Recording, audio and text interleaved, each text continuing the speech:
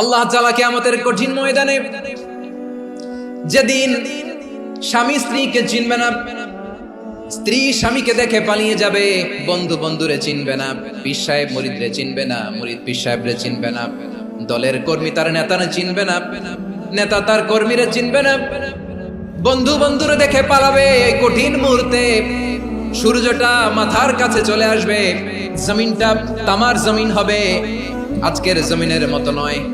মানুষ ঘর্মাক্ত, ক্লান্ত, শ্রান্ত মাথার মগজগুলো কানের ছিদ্র আর নাকের ছিদ্র দিয়ে বেয়ে বেয়ে পড়বে। বিশ্বনবী ফরমান, কিয়ামতের ওই কঠিন ময়দানে 7 শ্রেণীর ব্যক্তিকে রব্বুল আলামিন তার আরশের নিচে ছায়া দিবেন।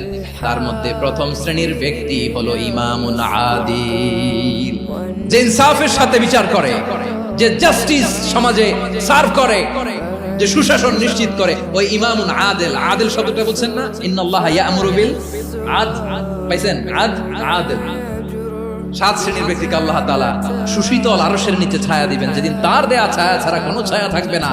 এর প্রথম হচ্ছে ইমামুন আদিল, ন্যায়পরায়ণ শাসক। চিল্লায় বলেন সুবহানাল্লাহ।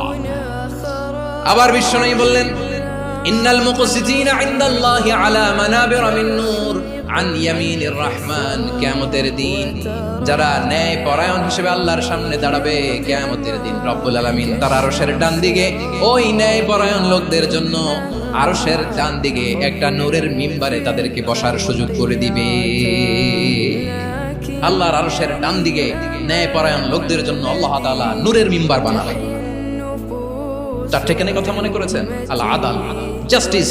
ইন্নাল্লাহা ইয়া'মুরু বিল আদল। আল্লাহ তাআলা এই আদালতের নির্দেশনা দেন, সুবিচার, সুশাসন। প্রিয় ভাইরা, এটা আমরা বাংলাদেশে চাই কি চাই না? এই যে অরাজকতা, এই যে অন্যায়, এই যে জুলুম, এই যে ইনকনসিস্টেন্সি সমাজের অসঙ্গতির প্রধান কারণ জাস্টিস নাই, সুবিচার নাই, সুশাসন নাই। শেষবারের মতো আওয়াজ করে বলেন তো, আমরা বাংলাদেশে আদল চাই কি চাই না? তাহলে প্রথম নির্দেশনা শেষ, আল্লাহ তাআলা তোমাদেরকে আদলের আদেশ দেন। এরপরে আল্লাহ বললেন, আমি তোমাদেরকে ইহসানের আদেশ দেই। ইন্নাল্লাহা ইয়া'মুরু বিল আদলি ওয়াল ইহসান। আমি তোমাদেরকে যেমনি আদলের নির্দেশনা দেই, তেমনি ভাবে তোমাদেরকে ইহসানের নির্দেশনা দেই। ইহসান, আওয়াজ করে সবাই বলেন তো ইহসান। ইহসান মানে কারো প্রতি সফট হার্টেড হওয়া, মহানুভব হওয়া, অনুগ্রহ পরায়ণ হওয়া, অনুগ্রহশীল হওয়া, একে অপরের প্রতি দয়াদ্র হওয়া। একে অপরের প্রতি দয়াদ্র, অনুগ্রহশীল হওয়া ছাড়া মানবিক সমাজ কঠিনকালেও গঠন করা সম্ভব না। প্রিয় ভাইরা, সুন্দর আচরণ দিয়ে, ইহসান দিয়ে যা জয় করা যায়, নরম আচরণ দিয়ে যেটা অর্জন করা যায়, কঠোরতা দিয়ে সেটা পারা যায় না। বিষ্ণু ঈসা ইসলাম ইহসান দিয়ে, কোমল আচরণ দিয়ে, তার অনুগ্রহ দিয়ে তিনি অনেক কাফিরের হৃদয়কে জয় করে ফেলেছেন। সাইয়েদনা সুমামা ইবনে উসাল রাদিয়াল্লাহু তাআলা আনহুর কথা মনে পড়ে যায়। তিনি ছিলেন ইয়ামামার বাদশা। মদিনাতে বিশ্বনবীকে হত্যা করার নিয়তে এসেছিলেন। গোপনে গোপনে বিশ্বনবীকে হত্যা করে আবার ইয়ামামাতে তিনি ফিরে যাবেন। কিন্তু কি অবাক করা কাণ্ড, হত্যা করতে পারে নাই, সাহাবাদের হাতে তিনি ধরা পড়ে গেলেন। সাইয়েদনা সুমামা ইবনে উসাল রাদিয়াল্লাহু তাআলা আনহু হত্যার নিয়তে আসলেন, কিন্তু হত্যা করতে পারলেন না। সাহাবারা ওনাকে ধরে ফেললেন, ধরে মসজিদে নববীর পিলারের মধ্যে বেঁধে রাখলেন। সুমামা ইবনে উসাল, সিরাত থেকে শোনাচ্ছি, রাদিয়াল্লাহু তাআলা আনহু ইয়ামামার অধিপতি ছিলেন। বিশ্বনবীকে হত্যার জন্য আসছেন, ধরা পড়ে গেছেন, এখন মসজিদে নববীতে বেঁধে রাখছেন। তার মানে বন্দী। এখন স্ট্যাটাস কি? বন্দী, ক্যাপ্টিভ। বিষ্ণু ঈসা ইসলাম সাহাবাদেরকে বললেন, তার খোঁজ খবর নিও, সুমামা ইবনে উসালের খোঁজ খবর নিও। সাহাবারা বলেন, ইয়া রাসূলুল্লাহ, আপনাকে হত্যা করতে এসেছে, তার তো কঠিন ক্যাপিটাল পানিশমেন্ট হওয়া দরকার, কঠিন শাস্তি হওয়া দরকার। বিষ্ণু বললেন, না, আমি যেটা জানি তোমরা সেটা জানো না, তোমরা সুমামার সাথে ভালো আচরণ করো। বিশ্বনবী সুমামার কাছে গেলেন। প্রথম দিন যে তিনি কালেমার দাওয়াত দিলেন, ঈমানের দাওয়াত দিলেন, ইসলামের দাওয়াত দিলেন, রিসালাতের দাওয়াত দিলেন, আখিরাতের দাওয়াত দিলেন। পরের দিন যে বিশ্বনবী সালাতের দাওয়াত দিলেন, যাকাতের দাওয়াত দিলেন, ইসলাম কি, কিভাবে, কেমন করে পালন করতে হয়, চমৎকার আর্টিকুলেট করতে শুরু করলেন। তন্ময় হয়ে সুমামা ইবনে উসাল রাদিয়াল্লাহু তাআলা আনহু বিশ্বনবীর কথাগুলো শুনতে আরম্ভ করলো। একদিন নয়, 2 দিন নয়, টানা 3 দিন বিশ্বনবী সুমামার কাছে ইসলামকে প্রেজেন্ট করেছেন, উপস্থাপন করেছেন। আওয়াজ করে বলেন, কয় দিন? 3 দিন। 3 দিন মসজিদে নববীতে বাধা। আর সাহাবীদেরকে বললেন তার খোঁজ খবর নিও, তোমরা যে রুটি বানাও এর মধ্যে সবচেয়ে ভালো আটার রুটিটা তারে দিও, সবচেয়ে রিফাইন্ড খেজুর যেটা পিওর খেজুর এটা তারে দিও। আর বিশ্বনবী নিজের ওট থেকে দুধ দহন করে ওনার বাড়ির এক কর্মচারীকে বলেছেন দুধ দহন করে সুমামার জন্য নিয়েছে। সুবহানাল্লাহ পড়বেন না? সবাই তো অবাক, ইয়ামামা থেকে আসছে নবীকে হত্যা করতে, বিশ্বনবী দেখে তারে জামাই আদর করে। একদিন নয়, 2 দিন নয়, টানা 3 দিন বিশ্বনবী এভাবে সুমামার কাছে যেয়ে যেয়ে ইসলামকে প্রেজেন্ট করতে আরম্ভ করলেন, ইসলামকে উপস্থাপন করতে শুরু করলেন, আর তাকে চমৎকার এন্টারটেইনমেন্ট আপ্যায়ন দিতে আরম্ভ করলেন। টানা 3 দিন যখন ইসলামের দ্য বিউটিজ অফ ইসলাম, ইসলামের সুমহান বাণী সৌন্দর্য তার কাছে উপস্থাপন শেষ, তাকে আপ্যায়ন শেষ, বিশ্বনবী বললেন সাহাবাদেরকে যাও এবার সুমামার হাতের পায়ের রশি দুটো খুলে দাও। সাহাবারা তর্ক জুড়ে দিলেন, লা ইয়া রাসূলুল্লাহ, এমনটা করবেন না তো, ভয়ঙ্কর ভয়ঙ্কর খুনি, কি জানি কি হয়ে যায়। বিশ্বনবী বললেন না, তার হাতে পায়ের রশিগুলো খুলে দাও। সাহাবারা বিশ্বনবীর কথা মতো তার হাতে পায়ের রশিগুলো খুলে দিল। সুমামা মুহূর্তের মধ্যে মসজিদে নববী থেকে বের হয়, ইয়ামামায় ফিরে না যে মসজিদে নববীর পাশে একটা খেজুর বাগান ছিল সেখানে চলে গেলেন। সেখানে একটা ছোট্ট কুয়া ছিল, কুয়ার পানি দিয়ে তিনি গোসল করলেন। সুবহানাল্লাহ পড়েন। কুয়ার পানি দিয়ে গোসল করে মসজিদে নববীর সামনে এসে বিশ্বনবী এবং সাহাবাদের সামনে দাঁড়িয়ে সাব্বাবা উচ্চ করে বললেন, আশহাদু আল্লা ইলাহা ইল্লাল্লাহ ওয়া আশহাদু আন্না মুহাম্মাদান আবদুহু ওয়া রাসূলুহু। আমি সাক্ষ্য দিচ্ছি আল্লাহ ছাড়া কোনো ইলাহ নাই, আর মুহাম্মদ আল্লাহ তাআলার প্রেরিত বান্দা এবং রাসূল। প্রিয় ভাইরা, ইহসান দিয়ে যা জয় করা যায়, কঠোরতা দিয়ে সেটা কঠিনকালেও জয় করা যায় না। আওয়াজ করে বলেন ঠিক কি না? এবার সুমামা দাঁড়িয়ে বলে, ওগো নবী, আমি তো কালিমা পড়ে মুসলমান হয়ে গেলাম, এবার শোনেন, এই মুহূর্তের আগে আপনার চেহারার চাইতে নিকৃষ্ট কোনো চেহারা আমার কাছে ছিল না, কিন্তু শাহাদা পাঠ করার পরে আপনার চেহারার চাইতে উত্তম শ্রেষ্ঠ কোনো চেহারা আমার কাছে আর নাই। ও নবী, আজকের দিনের আগে ইসলাম ধর্মের চেয়ে নিকৃষ্ট অপছন্দনীয় কোনো ধর্ম আমার কাছে ছিল না, কিন্তু এই মুহূর্ত থেকে ইসলামের যে সেরা শ্রেষ্ঠ পছন্দনীয় কোনো ধর্ম আমার কাছে নাই। নবী গো, আজকের দিনের আগে মদিনার চাইতে অপছন্দনীয় নিকৃষ্ট কোনো শহর আমার কাছে ছিল না, কিন্তু এই মুহূর্তের পর থেকে মদিনার চাইতে কোনো শ্রেষ্ঠ শহর আমার জানা নাই। সে ছিল গমের বড় ডিলার, গম বেচতো। কি বেচতো? তার গম কিনে মক্কার লোকেরা রুটি খাইতো। সে ঘোষণা দিল, আজকে থেকে মক্কাবাসীদের জন্য সব গম আমি হারাম করে দিলাম, মক্কাবাসী এখন না খেয়ে মরে। সুবহানাল্লাহ পড়বেন না? মক্কাবাসী বিশ্বনবীর কাছে আসলেন, এসে বললেন, মুহাম্মদ, আমরা তো তোমার ভাই, তোমার চাচা, তোমার ভাতিজা, তোমার আত্মীয়, তুমি সুমামারে বলো সে যেন আবার গমের সাপ্লাই মক্কার জন্য অনুমতি দিয়ে দেয়। বিশ্বনবীর অনুমতি ক্রমে সুমামা আবার মক্কাতে গম পাঠাতে শুরু করলো। পড়েন সুবহানাল্লাহ। ইহসান, ইহসান দিয়ে আপনি যেটা জয় করতে পারবেন, you can win the heart of your enemies. ইহসান দিয়ে আপনি আপনার শত্রুর হৃদয়কে জয় করতে পারবেন। এজন্য আল্লাহ বললেন, ওয়া আনফিকু ফি সাবিলিল্লাহি ওয়া লা তুলকু বিআইদিকুম ইলাত তাহলুকা ওয়া আহসিনু ইন্নাল্লাহা ইউহিব্বুল মুহসিনিন। তোমরা আল্লাহর রাস্তায় দান করবে আর নিজেরা নিজেদেরকে ধ্বংসের হাতে ঠেলে দিও না। তোমরা একে অপরের প্রতি ইহসান করবে, কারণ ইহসানকারীদেরকে আল্লাহ বড় ভালোবাসে। সুবহানাল্লাহ পড়েন। আবার সূরা রহমান আল্লাহ বললেন, হাল জাযাউল ইহসানি ইল্লাল ইহসান ফাবিআইয়ি আলা, সবাই পড়েন, ফাবিআইয়ি আলাই রাব্বিকুমা তুকাযযিবান। ইহসানের প্রতিদান হিসেবে ইহসানি হয়। বিশ্বনবী সুমামার প্রতি যেমন ইহসান করেছেন, সুমামাও ঠিক তেমন ইহসান ফিরিয়ে দিয়েছে। ঠিক কিনা বলেন? তাহলে 1 নম্বরে হচ্ছে আদ, ন্যায় বিচার। 2 নম্বরে সবাই বলেন ইহসান, সদাচরণ। ইহসান 2 ধরনের প্রিয় ভাইরা, ইহসান ফিল ইবাদা, ইহসান ফিল মুআমালা। ইহসান ফিল ইবাদা হচ্ছে একাগ্র অনুভবে ইবাদতে ডুব দেওয়া, এর নাম ইবাদতের ইহসান। সুবহানাল্লাহ। বিশ্বনবী বলেন, ইহসান মানে কি জানো নাকি? হাদিসে জিবরিলে সাইয়েদনা জিবরিল আলাইহিস সালাম বিশ্বনবীকে বললেন, আখবিরনি আনিল ইহসান। নবী আমাদেরকে বলেন ইহসান মানে কি? বিশ্বনবী বললেন, আনতা আবুদাল্লাহ কাআন্নাকা তারাহু ফাইন লাম তাকুন তারাহু ফাইন্নাহু ইয়ারাক।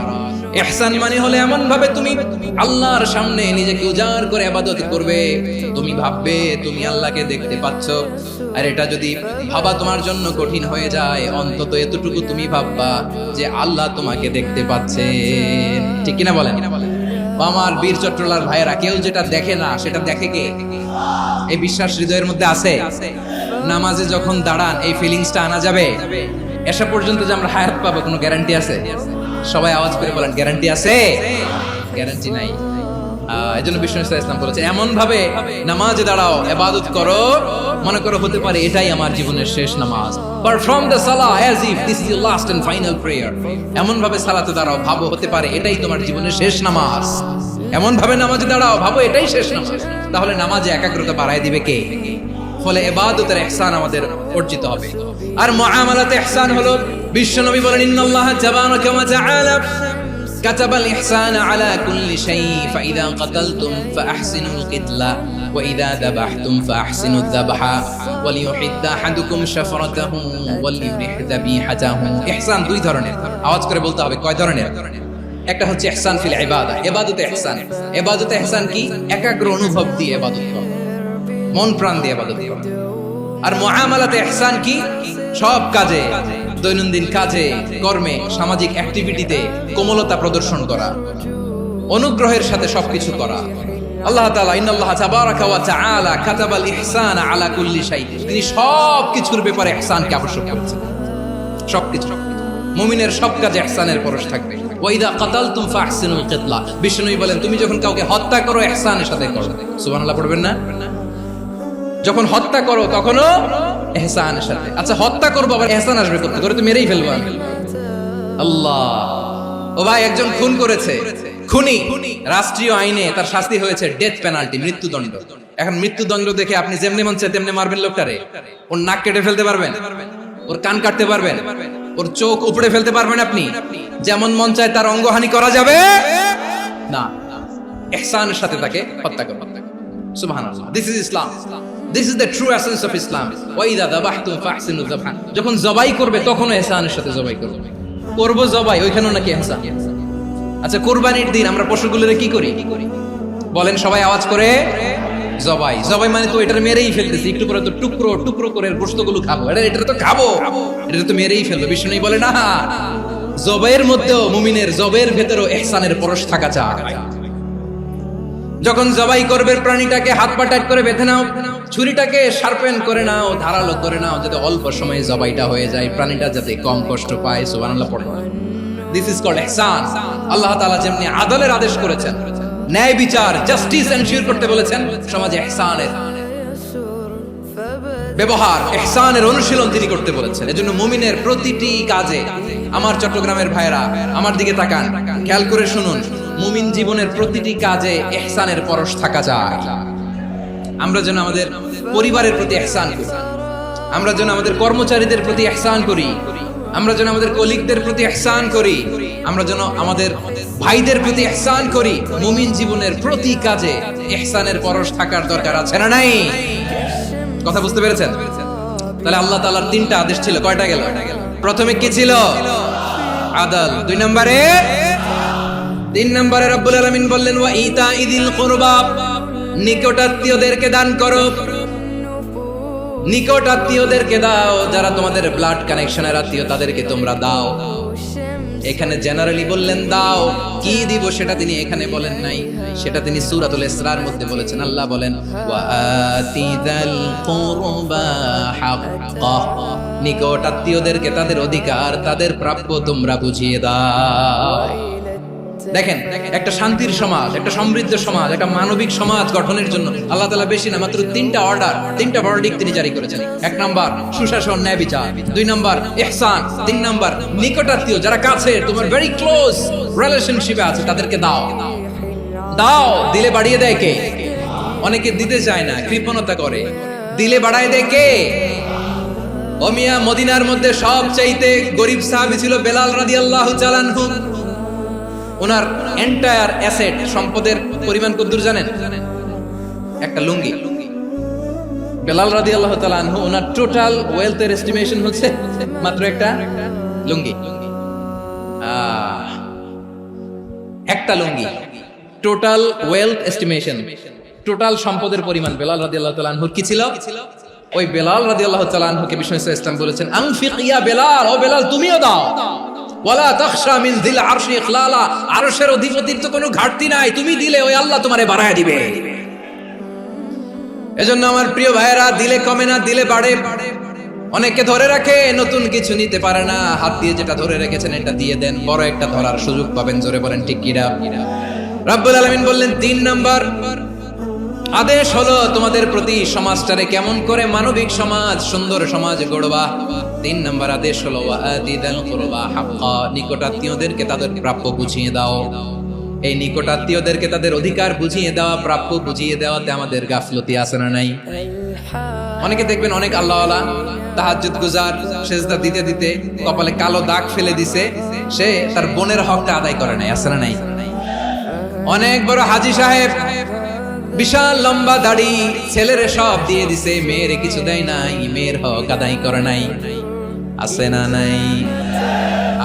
এই হাজী সাহেবেরা, এই আল্লাহওয়ালারা কিয়ামতের ময়দানে আটকে যাবে। আপনি অন্যের অধিকার নষ্ট করেছেন, তাদের রাইটস কে ভায়োলেট করেছেন। এজন্য আল্লাহ তাআলা বলেন, কারো অধিকার যদি কেউ নষ্ট করে, ওই সমাজটা মানবিক সমাজ কঠিন কালেও হতে পারে না। এজন্য 3 নম্বর আল্লাহ বললেন, ওয়া ইতা ইদিল কুরবা, নিকটাত্মীয়দেরকে দাও। কি দিবা? তাদের অধিকার দিয়ে দাও। বোনের অধিকার বুঝিয়ে দাও, মেয়ের অধিকার বুঝিয়ে দাও, ফুফুর অধিকার বুঝিয়ে দাও। দেখবেন অনেক মায়েরা ছেলের পাতে মুরগির রান দেয়, মেয়ের পাতে দেয় মুরগির ঠ্যাং। তো মেয়ের কি মুরগির রান খেতে মনে যায় না? মনে যায় না? এমনটা করা যাবে না। নিকটাত্মীয়দেরকে অধিকার দিয়ে দাও, নিকটাত্মীয়ের সাথে সুসম্পর্ক রাখো। আদেশটা কার? এজন্য প্রিয় ভাইয়েরা, জীবনে যদি বারাকা অর্জন করতে চান, নিকটাত্মীয়দের সাথে সুসম্পর্ক রাখতে হবে, তাদের জন্য উপহার পাঠাতে হবে। বিশ্বনবী বলেন, লা ইয়াদখুলুল জান্নাতা কাদে, যে ব্যক্তি আত্মীয়তার সম্পর্ককে ছিন্ন করে দেয়, সে কঠিন কালেও আল্লাহর জান্নাতে ঢুকবে না। আপনি কি এটারে সহজ হাদিস মনে করছেন? এটা সহজ কথা? আপনি ভাবছেন আপনার নামাজ আপনারে বাঁচাতে পারবে, আপনার রোজা বাঁচাতে পারবে, আপনার তাহাজ্জুদ আপনারে বাঁচাতে পারবে? অধিকার নষ্ট করলে কিছুই আপনারে বাঁচাতে পারবে না। এজন্য নিকট আত্মীয়দেরকে দিতে হবে বেশি বেশি। বিশ্বনবী বলেন, ইন্না সাদাকাতা আলাল মিসকিনি সাদাকা ওয়া আলা যির রাহিমি ইসনাতান সাদাকাতুন ওয়া সিলা। মিসকিনরে দান করলে শুধু দানের সওয়াব হয়, নিকট আত্মীয়কে দান করলে 2টার সওয়াব হয়, সাদাকার সওয়াব হয়, আবার আত্মীয়তার বন্ধন অটুট রাখার সওয়াব হয়ে যায়। আবার বিশ্বনবী বললেন, মান সাররাহু আইয়ুবসাতা লাহু ফি রিজকিহি ওয়া ইনসালাহু ফি আসারিহি ফালইয়াসিল রাহিমা। যে ব্যক্তি তার রিজিকের প্রশস্ততা চায় আর হায়াতে বরকত চায়, সে যেন তার আত্মীয়ের সাথে সুসম্পর্ক রাখে। আমার প্রিয় চট্টলার ভাইয়েরা, আমাদের রিজিক বাড়ুক, এটা আমরা চাই কি চাই না? সবাই চান? হ্যাঁ, আমাদের রিজিকে প্রশস্ততা আসুক, চাই কি চাই না? আমাদের হায়াতে বরকত আসুক, আমরা চাই কি চাই না? এই 2টা যদি চান, তাহলে নিকটাত্মীয়দের সাথে সুসম্পর্ক রাখবেন। পারবেন? তাহলে সমাজটারে মানবিক সমাজ বানায় দিবে কে? 3টা আদেশ চলে গেল। 1 নম্বরে কি ছিল? 2 নম্বরে, 3 নম্বরে নিকটাত্মীয়দেরকে দান। আল্লাহ তাআলা 3টা জিনিসের যেমনি আদেশ করেছেন, অনুরূপভাবে 3টা বিষয় তিনি বারণ করেছেন, নিষেধ করেছেন। ওগুলোর কাছেও যাওয়া যাবে। রাব্বুল আলামিন বলেন, ওয়ায়ানহা আনিল ফাহশাই ওয়াল মুনকারি ওয়াল বাগি। আমি যেমনি 3টি বিষয় আদেশ করলাম, অনুরূপভাবে 3টি বিষয়ে বারণ করলাম, নিষেধ করলাম। আমার 1 নাম্বার নিষেধাজ্ঞা হলো অশ্লীলতার প্রতি। ফাহশা, ওয়ায়ানহা আনিল ফাহশা, আল্লাহ তাআলা অশ্লীলতাকে নিষেধ করেছেন। কোন জিনিসকে? সবাই বলুন, কোন জিনিসকে? যত ধরনের, যত টাইপের, যত ক্যাটাগরির অশ্লীলতা হতে পারে, সব অশ্লীলতাকে হারাম করেছেন কে? ফাহশা মানে কি? কথায়, কাজে, আচরণে, কমেন্ট, ফেসবুকের কমেন্টসে যত ধরনের নোংরামো আছে, যত ধরনের অশ্লীলতা আছে, এটাকে আরবিতে বলে ফাহশা। রাব্বুল আলামিন বলেন, কুল ইন্নামা হারামা রাব্বিয়াল ফাওয়াহিশা মা যাহারা মিনহা ওয়া মা বাতান। ও নবী, আপনি বলে দেন, আমার রব প্রকাশ্য, অপ্রকাশ্য, স্পষ্ট কিংবা অস্পষ্ট, দৃশ্যমান কিংবা অদৃশ্যমান সব অশ্লীলতাকে হারাম করেছেন। সব ধরনের অশ্লীলতা হারাম। আল্লাহ তাআলা আমাদেরকে অশ্লীলতা থেকে বাঁচান। এবার বলেন, আমাদের সমাজে অশ্লীলতা আছে না নাই? অশ্লীলতা নানা ভাবে, নানা নামে, নানা মোড়কে আমাদের সমাজে আছে না নাই? সংস্কৃতির নামে, ফ্যাশনের নামে, বিনোদনের নামে, উপন্যাসের নামে, কনসার্টের নামে অশ্লীলতা আছে না নাই? আপনি দেখেছেন কনসার্টগুলোর অবস্থা? আমাদের তরুণ তরুণীরা, আমাদের যুবক যুবতীরা, আমাদের জেনজিরা, কি অবস্থা ওইখানে? কনসার্টের নামে অশ্লীলতা আছে না নাই? ছেলে মেয়ে একে অপরকে জড়ায় ধরতেছে, একে অপরকে চুমু খাচ্ছে প্রকাশ্যে, দিবালোকে, গণমানুষের সামনে। আল্লাহ তাআলা এই অশ্লীলতা থেকে আমাদেরকে বেঁচে থাকতে বলেছেন। রূপালী জগতের নামে অশ্লীলতা আছে না নাই? এই টার্মটা আপনারা জানেন না? রূপালী জগৎ কি জগৎ? আসলে কি রূপালী জগৎ না অন্ধকার জগৎ? আমার বোনেরা, আপনাদেরকে যে কি বলে তারা বুঝায়, রূপালী জগৎ শুনেই আপনি ভরকে যাবেন না। রূপালী জগতে যে নারী যত বেশি উলঙ্গ, সে নাকি তত বেশি সাহসী। জানেন? বলে এটা একটা সাহসী নারী, খুব সাহসী পদক্ষেপ তার। যত বেশি শরীর থেকে কাপড় নামাতে পারবে, যত বেশি বস্ত্রহীন হয়ে নিজেকে প্রেজেন্ট করতে পারবে, সে নাকি তত বেশি সাহসী। আমার চট্টলার ভাইয়েরা, শয়তানের প্রথমে এজেন্ডা ছিল বনি আদমকে বস্ত্রহীন করা। সে আদম এবং হাওয়া আলাইহিস সালামকে নিষিদ্ধ গাছের ফল খাইয়ে তাদেরকে বস্ত্রহীন করেছে। এই জামিনেও সে আমাদেরকে বস্ত্রহীন করতে চাইবে। এই রূপালী জগতের নামে তারা এটা করে। আমার প্রিয় বোনেরা, আপনি জানেন না আপনার দাম কত? ওরা আপনাদেরকে বিজ্ঞাপনের সস্তা পণ্য বানাতে চায়। ওরা আপনাদেরকে ওদের ভোগের লিপসার টুলস বানাতে চায়। ওরা আপনাদেরকে দিয়ে ওদের খায়েশ পূরণ করতে চায়। এটা আপনাদের জন্য মোটেও ডিগনিটি নয়, এটা আপনাদের জন্য সম্মান নয়। আপনার সম্মান শালীনতায়, আপনার সম্মান হেজাবে, আপনার সম্মান ভদ্রতায়, আপনার সম্মান আপনার ডিসেন্ট পোশাকে। পোশাক বলে দেয় এই নারীটা ভদ্র না অভদ্র। পোশাক বলে দেয় এই মেয়েটা কোন ঘরের মেয়ে। আপনি জানেন না? আপনারা সস্তা পণ্য বানায়, ভোগের পণ্য, বিলবোর্ডে আপনাকে উলঙ্গ করে উপস্থাপন করা। এই অশ্লীলতার সাথে ইসলামের কোনো সম্পর্ক। এজন্য আল্লাহ বলেন, আমি অশ্লীলতাকে হারাম করেছি। অশ্লীলতাকে হারাম করার প্রথম কারণ হলো এর মাধ্যমে মানবতাকে অপমানিত করা হয়। কারণ মানুষের সম্মান মানুষের পোশাকে। মানুষ যখন পোশাকহীন হয়ে যায়, বস্ত্রহীন হয়ে যায়, তার সম্মান কমে যায়। ঠিক কিনা? অশ্লীলতাকে হারাম করার প্রথম কারণ হচ্ছে মানুষ মানুষকে অপমান করে। একটা নারী, সে তো সম্মানিত। নারী যে কত সম্মানিত, নারীর এটা বুঝেই নাই। বিশ্বনবী বলেন, আদ-দুনিয়া কুল্লুহা মাতা ওয়া খায়রু মাতা'আদ দুনিয়া আল মারাতুস সালিহা।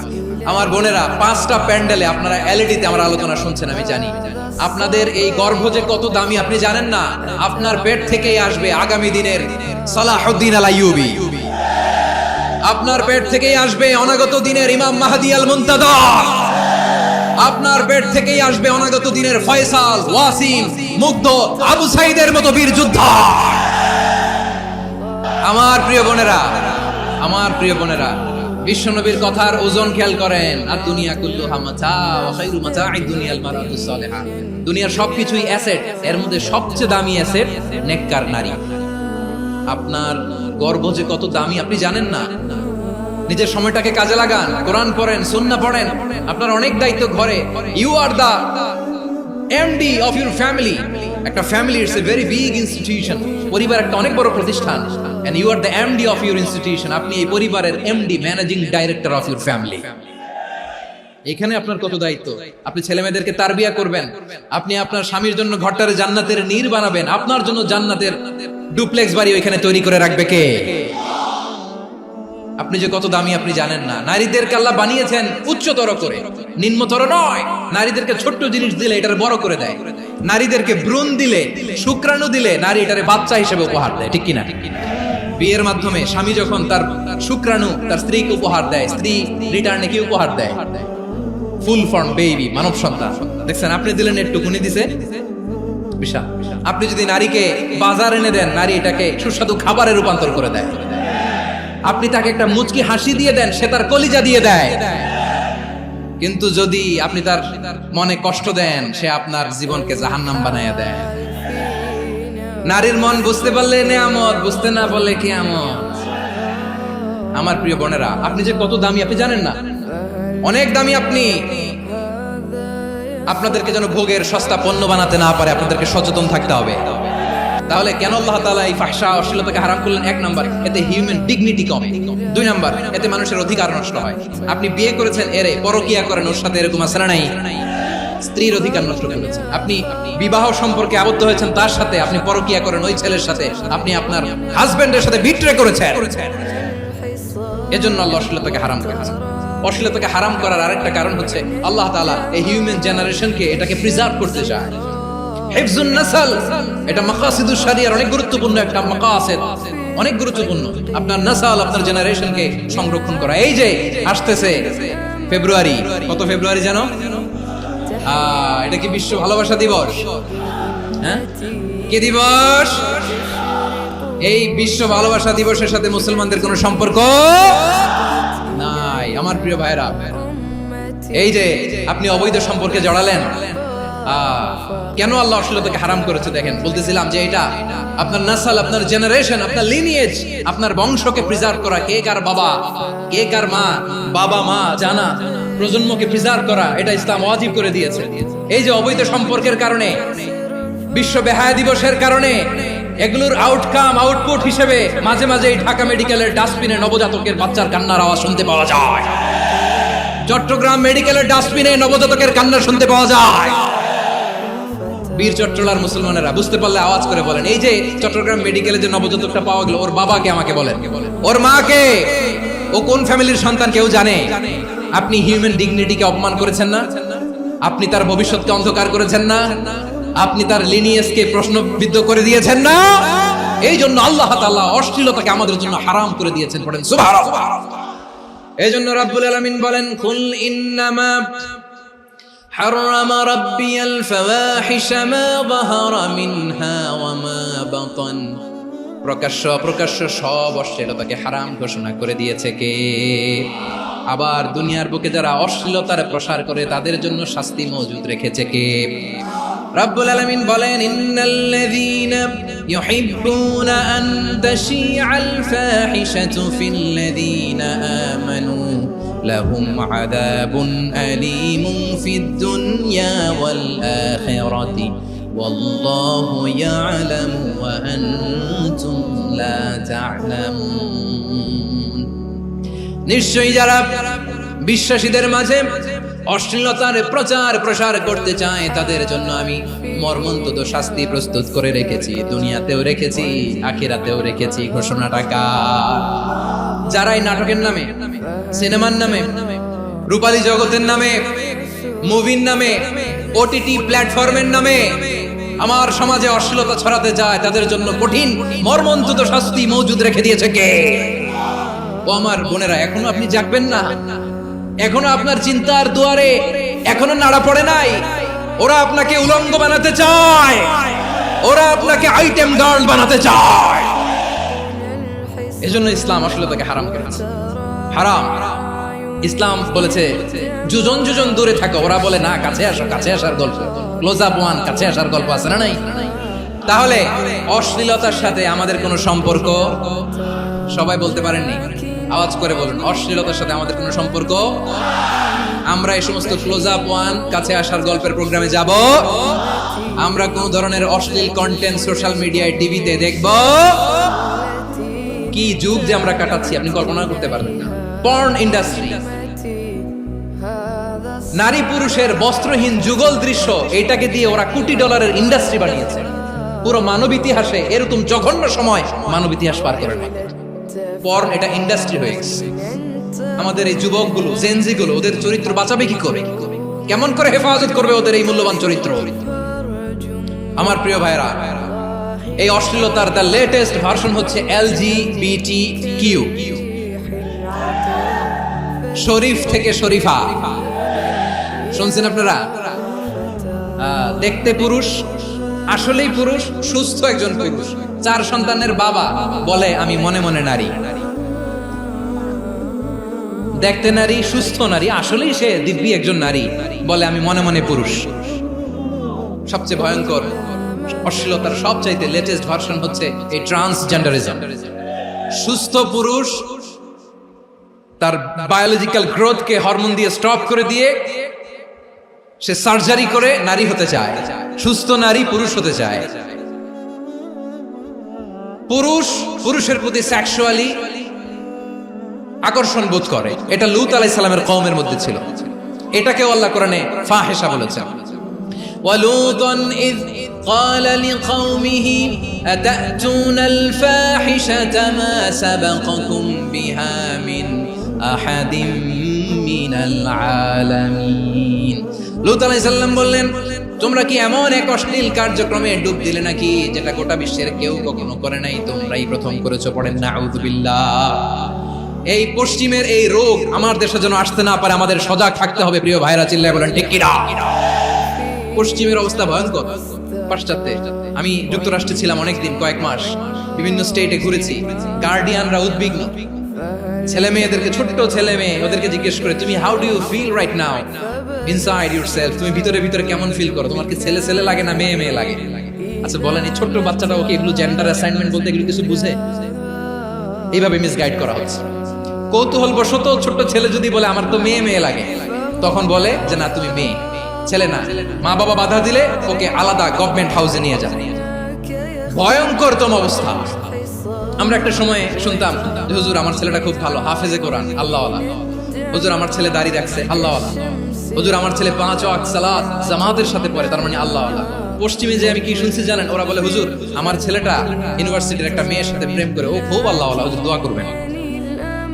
এর কারণ ওদের কাছে আল্লাহওয়ালার ক্রাইটেরিয়া হচ্ছে হুজুর আমার ছেলেটা আরেক ছেলের পছন্দ করে নাই, আমার মেয়েটা আরেক মেয়েকে ভালোবাসে নাই, এজন্য আমার ছেলেটা আল্লাহওয়ালা, হুজুর ওর জন্য একটু দোয়া করে দিয়ে। কি চ্যালেঞ্জ ওরা ফেস করতেছে। ওনার ছেলে যে আরেক ছেলেরে বিয়ে করবে না, এটাতেই উনি খুশি যে আলহামদুলিল্লাহ আমার ছেলেটা একটা মেয়েরে ভালোবাসে, আমার মেয়েটা একটা ছেলেরে ভালোবাসে, মানে এটা খুব আল্লাহওয়ালা। নাউজুবিল্লাহ পড়তে পারলেন না? এজন্য অশ্লীলতার সাথে আমাদের কোনো সম্পর্ক। রব্বুল আলামিন বলেন ওয়ায়ানহা আনিল ফাহশাই ওয়াল মুনকারি ওয়াল বাগি। তিনটা জিনিসকে আমি নিষিদ্ধ করলাম। এক নাম্বার হলো ফাহশা, অশ্লীলতা। 2 নম্বরে হলো মুনকারের সমস্ত মন্দ কাজ। মুনকার মানে হচ্ছে যত মন্দ কাজ, খারাপ কাজ, বাজে কাজ, এটার বলে মুনকার। এটার কি বলে? আপনারা পড়ছেন না? তা'মুরুনা বিল মা'রুফি ওয়া তানহাউনা আনিল মুনকার। সৎ কাজের আদেশ, অসৎ কাজের নিষেধ। মুনকার, মুনকার হচ্ছে মানুষের স্বাভাবিক বিবেক বোধ যেটাকে খারাপ বলে, ওইটাই মুনকার। পৃথিবীর সব আসমানি গ্রন্থ যেটাকে খারাপ বলেছে, মানুষের স্বাভাবিক বিবেক বোধ যেটাকে খারাপ বলেছে, এগুলো সব মুনকার। যেমন ইফতিজিং, এটা কি ভালো না খারাপ? মজুদদারি, খাদ্যে ভেজাল দেওয়া, ওজনে কম দেওয়া, মাছে ফরমালিন মিশানো, চাঁদাবাজি, টেন্ডারবাজি, দখলবাজি, এগুলো আমাদের স্বাভাবিক বিবেকেই বলে এগুলো খারাপ, এগুলো হচ্ছে মুনকার। আল্লাহ তাআলা এই মুনকার থেকে আমাদেরকে বেঁচে থাকতে বলেন, আর শয়তান এই মুনকারের প্রতি আমাদেরকে উদ্বুদ্ধ করে।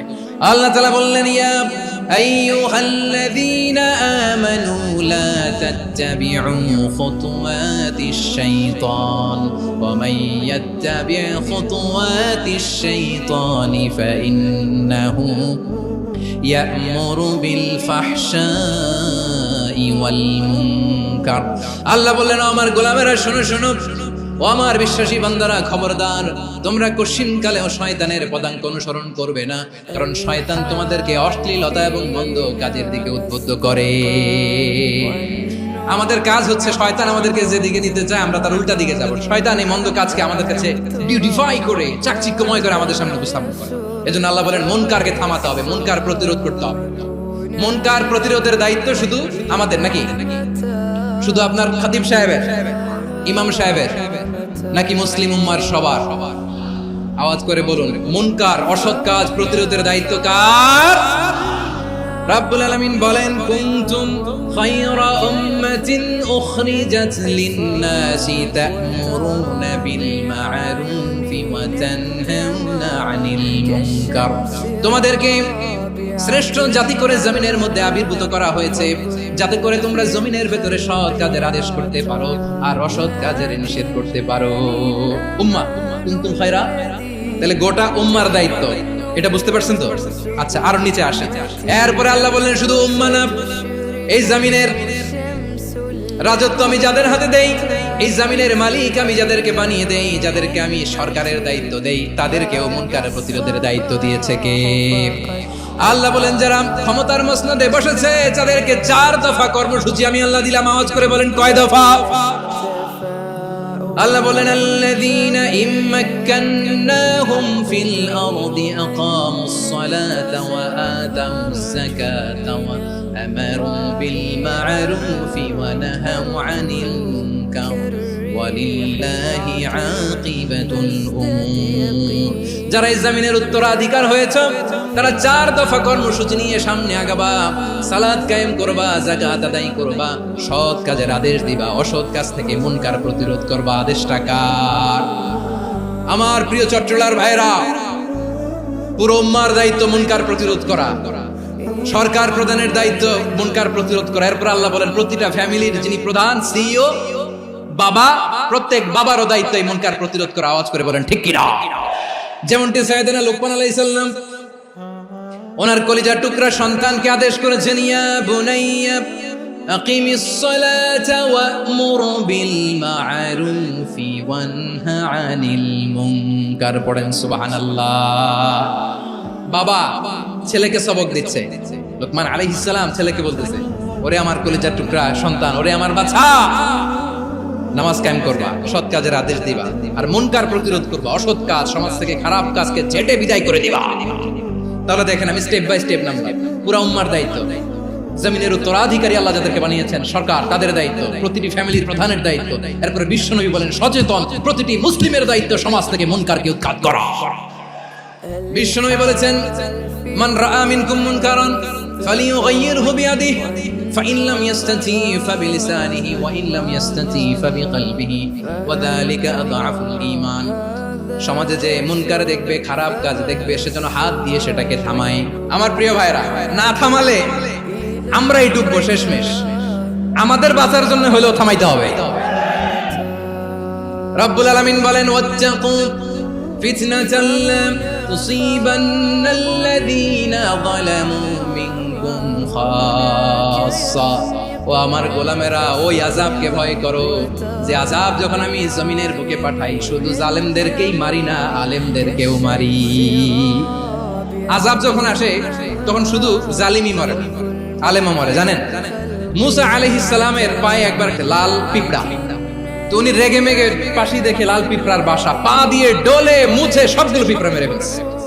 এই ঘটনাটা আল্লাহ ঘটিয়েছেন এজন্য মুসা আলাইহিস সালাম ছিলেন কালিমুল্লাহ, সরাসরি আল্লাহর সাথে কথা বলতেন। তিনি আল্লাহকে জিজ্ঞেস করেছিলেন, আল্লাহ তুমি যখন কোন জনপদে আযাব পাঠাও, শাস্তি দাও, ওখানকার শুধু জালেমরাই তো মরে না, ভালো মানুষগুলোও মরে, তো আযাব দিবা মুশরিকদের উপর দিবা, অবাধ্যদের উপর দিবা, ভালো মানুষগুলোরে মারো কেন? আল্লাহ বললেন, মুসা তোমার যে কামড় দিছিল পায়ের মধ্যে পিঁপড়া, কয়টা পিঁপড়া?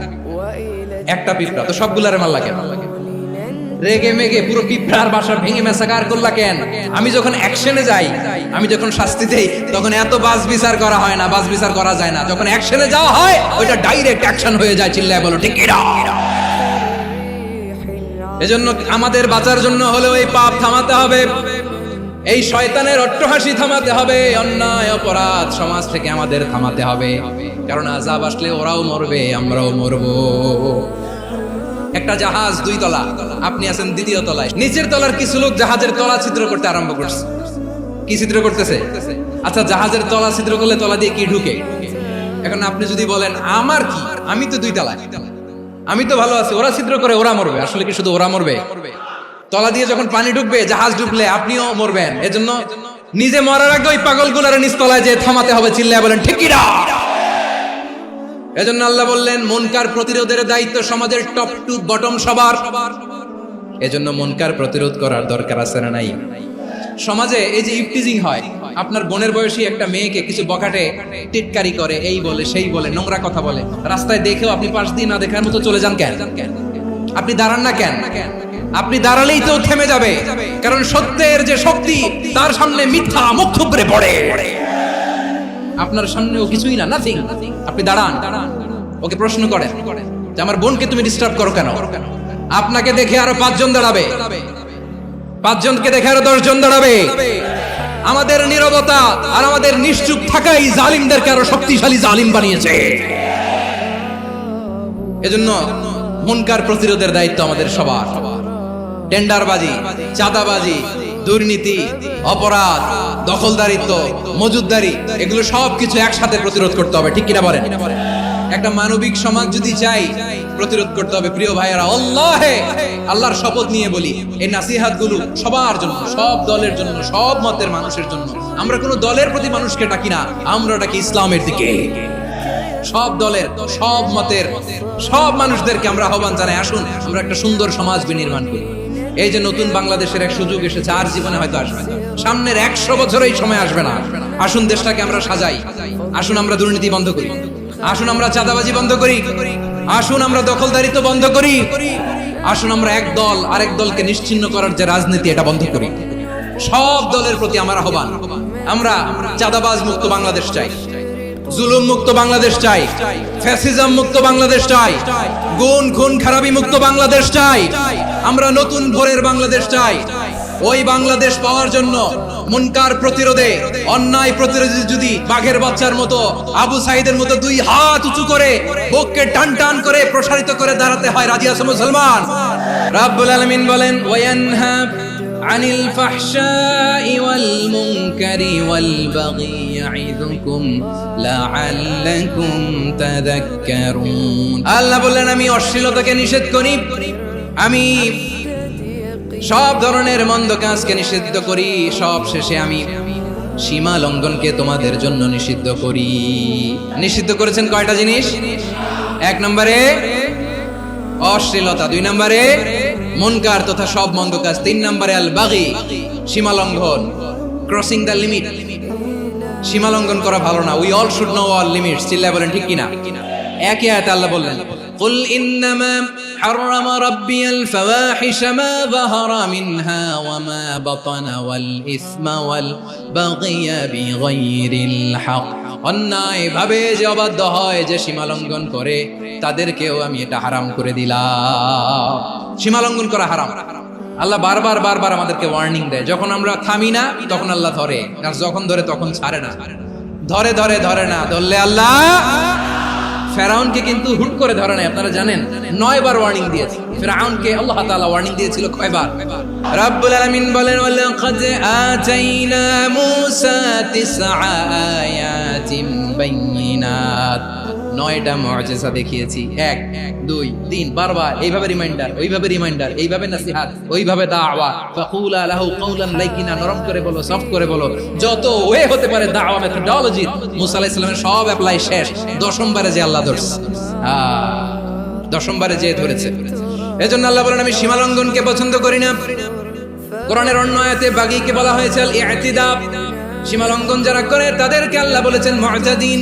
ওয়াকাতিলু ফি সাবিলিল্লাহিল্লাযীনা ইউকাতিলুনাকুম ওয়া লা তা'তাদু ইন্নাল্লাহা লা ইউহিব্বুল মুআতাদিন। আমি সীমা লঙ্ঘনকারীদেরকে একটা শীতকালেও পছন্দ করি না।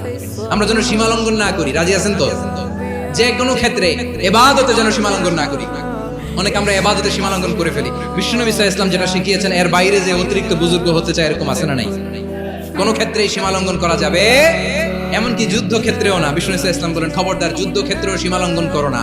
কি সুন্দর ইসলাম আমরা পেয়েছি। বিশ্বনবী বলেন, খবরদার যুদ্ধের ময়দানে কোনো নারীর গায়ে হাত তোলো না, কোনো শিশুর গায়ে হাত তোলো না, কোনো গবাদি পশু হত্যা করো না, কোনো শস্য ক্ষেত্র ধ্বংস করো না, ইবাদতরত অন্য ধর্মের কোনো সন্ন্যাসীর গায়ে হাত তোলো না। বলেন সুবহানাল্লাহ। তাহলে আমরা সীমা লঙ্ঘন করতে পারবো? প্রিয় ভাইরা, একটা সুখী, সমৃদ্ধ, শান্তির সমাজ, মানবিক সমাজ যদি আমরা গঠন করতে চাই, আমাদের আল্লাহর দেয়া কয়টা আদেশ মানতে হবে বলেন দেখি? আর বেঁচে থাকতে হবে কয়টা জিনিস থেকে? আল্লাহর আদেশ কি? 1 নাম্বার আদাল, ন্যায়পরায়ণতা। আমরা সুবিচার, সুশাসন, ন্যায় বিচার চাই কি চাই না? 2 নম্বরে কি ছিল? মাশাআল্লাহ, আমরা যেন সবার প্রতি দয়া পরবশ হই, ইহসান করি। 3 নম্বরে কি ছিল? নিকটাত্মীয়দের দান করা, তাদের অধিকার প্রাপ্য বুঝিয়ে দেওয়া। পাশাপাশি 3টা জিনিস থেকে আল্লাহ বারণ করেছেন, নিষেধ করেছেন। তার প্রথমটা ফাহশা, অশ্লীলতা, অশ্লীলতার সাথে আমাদের কোনো সম্পর্ক। 2 নম্বর নিষেধাজ্ঞা কি ছিল? আল মুনকার, সমাজের যত মন্দ কাজ, এগুলোকে আমরা প্রতিরোধ করব। রাজি আছেন তো সবাই? 3 নম্বরে আল বাগী, সীমালঙ্ঘন। কোন মুসলিম সীমালঙ্ঘন করে না। রাব্বুল আলামিন শেষে বললেন, ইয়াইদুকুম লাআল্লাকুম তাযাক্কারুন। আল্লাহ তোমাদেরকে উপদেশ দেন যাতে তোমরা শিক্ষা গ্রহণ করো। আমরা উপদেশ দেব, আমরা জোর করে কাউকে কিছু মানাতে চাই না। লা ইকরাহা ফিদ্দিন ওয়াযাক্কির ফাইন্না যিকরা তানফাউল মুমিনিন। উপদেশ দিলে এটা মুমিনদের কাজে দেয়। লাস্তা আলাইহিম বিমুসাইতির ইন্নামা আনতা মুযাক্কির। নবী হে, আপনি রিমাইন্ডার দাতা, আপনি উপদেশ দিবেন। আমরাও বিশ্বনবীর এই হাদিসগুলো থেকে, কোরআনের আয়াত থেকে রিমাইন্ডার, এই কথামালা বাণীবাহক হিসেবে এই বাণীগুলো আপনাদের সাথে কাছে পৌঁছে দিলাম। আমরা আল্লাহ তাআলার কাছে প্রার্থনা করি, আল্লাহ আমরা যেন আদল দিয়ে আমাদের সমাজকে গঠন করতে পারি। আল্লাহ আমরা যেন ইহসান করতে পারি, আমরা যেন নিকটাত্মীয়দের দান করতে পারি। আল্লাহ যত ধরনের অশ্লীলতা, অনাচার, মন্দ কাজ, সীমালঙ্ঘন, অবাধ্যতা থেকে যেন আমরা বেঁচে থাকতে পারি। আল্লাহ তাআলা আমাদের সবাইকে কথাগুলো বোঝার ও আমল করার তৌফিক দান করুক। হাযা মা ইনদি ওয়াল ইলমু ইনদাল্লাহ আলাইহি তাওয়াক্কালতু ওয়া ইলাইহি উনীব। সুবহানাকাল্লাহুম্মা বিহামদিকা আশহাদু আল্লা ইলাহা ইল্লা আনতা আস্তাগফিরুকা ওয়া আতুবু ইলাইক।